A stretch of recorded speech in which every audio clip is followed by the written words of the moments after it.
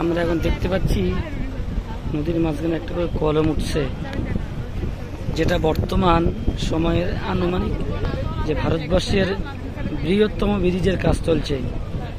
এদিকে আসামের ধুবড়ি থেকে শুরু করে এদিকে আসামের ফুলবাড়ি, পুরো ব্রিজটার টোটাল দৈর্ঘ্য ফুট 22 কিলোমিটার প্লাস। ভারতবর্ষের বৃহত্তম ব্রিজ। আমরা বর্তমান যে নৌকাতে আছি, লঞ্চে আছি, এই ব্রিজটা হয়ে গেলে এই লঞ্চের রাস্তাটার সুবিধা যাতায়াত হবে। তখন এই ব্রিজ লঞ্চে আর পার হওয়ার প্রয়োজন হবে না।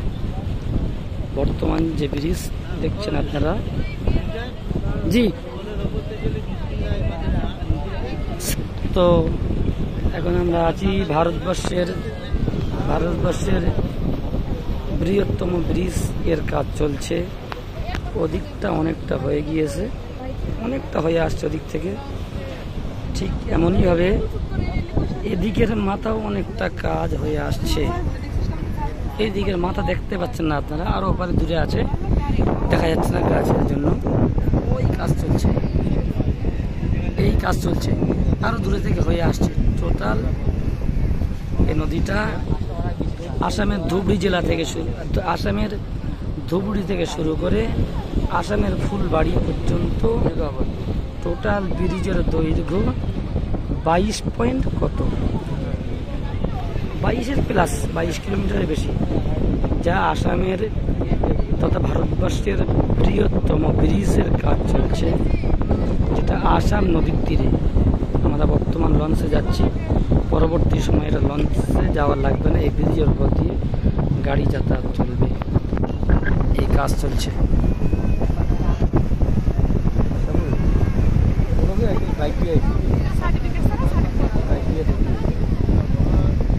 ট্যাক্সি দাঁড়ায় আছে, ট্যাক্সি এখানে খেওয়া আছে। হ্যাঁ, এখানে খেয়া আছে। নতুন ব্রিজ চলছে, আসামের বৃহত্তম ব্রিজ, যার দৈর্ঘ্য 22 কিলোমিটার প্লাস, 22 কিলোমিটার প্লাস, যেটা আসামের ধুবড়ি থেকে শুরু করে আসামের ফুলবাড়ি নদীর মাথা বৃহত্তম ব্রিজ, 22 কিলোমিটারের বেশি। ভারতবর্ষের বৃহত্তম ব্রিজ, আসামের বৃহত্তম ব্রিজ। ওদিকে অনেকটা কাজ হয়ে আসছে, এখানে কাজ চলছে। এমনই ভাবে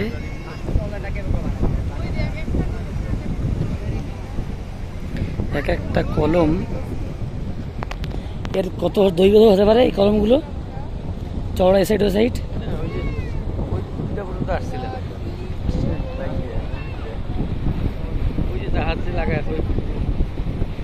এই কাজ চলছে, কাজ চলন্ত অবস্থায় প্রত্যেকটা কলমের সঙ্গে একটা করে, এক একটা কলমের গোলাকার, যা বহুত বড়। আমরা এখন লঞ্চ চলছি 4 ঘন্টা প্রায়, তখন এই ব্রিজটা হয়ে গেলে আর আমাদের লঞ্চ চড়ার প্রয়োজন হবে না। তখন মানুষ এ মাথা থেকে মাথা যাওয়ার জন্য এই ব্রিজ চললে যথেষ্ট।